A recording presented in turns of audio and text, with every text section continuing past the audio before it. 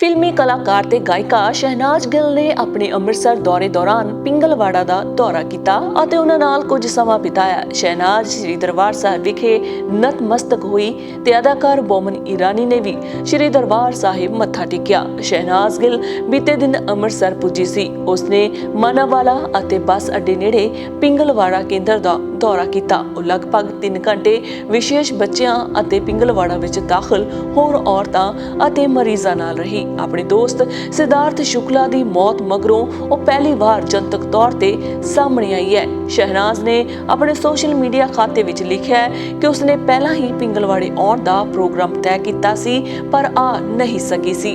उसने पिंगलवाड़ा दे विशेष बच्चियां नाल कुछ तस्वीरां भी खिंचियां। ਉਹ ਇਹਨਾਂ ਵਿਸ਼ੇਸ਼ ਬੱਚਿਆਂ ਵਿੱਚ ਸ਼ਾਮਲ ਸੋਹਣਾ ਤੇ ਮੋੜਾ ਜਿਨ੍ਹਾਂ ਦਾ ਇੱਕ ਧੜ ਤੇ 2 ਸਿਰ ਹੈ ਨੂੰ ਵੀ ਮਿਲੀ। ਸ਼ਹਿਨਾਜ਼ ਨੇ ਬੱਚਿਆਂ ਨੂੰ ਫਲ ਅਤੇ ਤੋਹਫੇ ਦਿੱਤੇ। ਇਸ ਦੌਰਾਨ ਉਹ ਪਿੰਗਲਵਾੜਾ ਦੀ ਮੁਖੀ ਡਾਕਟਰ ਇੰਦਰਜੀਤ ਕੌਰ ਨੂੰ ਵੀ ਮਿਲੀ। ਬਹਿਰਾਲ ਸ਼ਹਿਨਾਜ਼ ਗਿੱਲ ਆਪਣੇ ਦੁੱਖ ਦੇ ਸਫ਼ਰ ਵਿੱਚੋਂ ਬਾਹਰ ਨਿਕਲੀ ਹੈ। ਇਸ ਦੇ ਲਈ ਉਹਨਾਂ ਦੇ ਪ੍ਰਸ਼ੰਸਕਾਂ ਦੇ ਵਿੱਚ ਖੁਸ਼ੀ ਦਾ ਮਾਹੌਲ ਹੈ। ਸਿਧਾਰਥ ਦੇ ਮੌਤ ਦੇ ਗਮ ਨੂੰ ਲੈ ਕੇ ਸ਼ਹਿਨਾਜ਼ ਦੇ ਚਿਹਰੇ ਉੱਤੇ ਅਜੇ ਵੀ ਖੁਸ਼ੀ ਨਹੀਂ ਦਿਖਾਈ ਦੇ ਰਹੀ ਸੀ।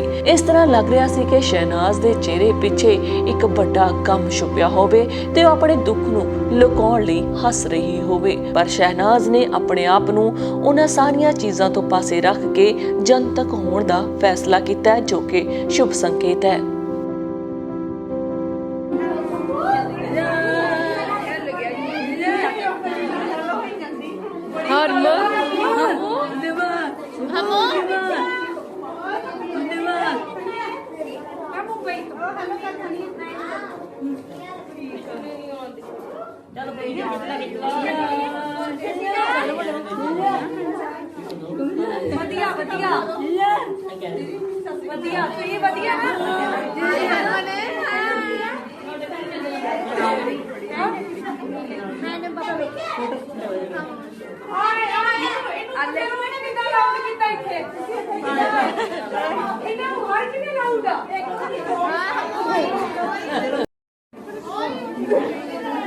जिंदगी देखने टीवी देखने पे की देखते हैं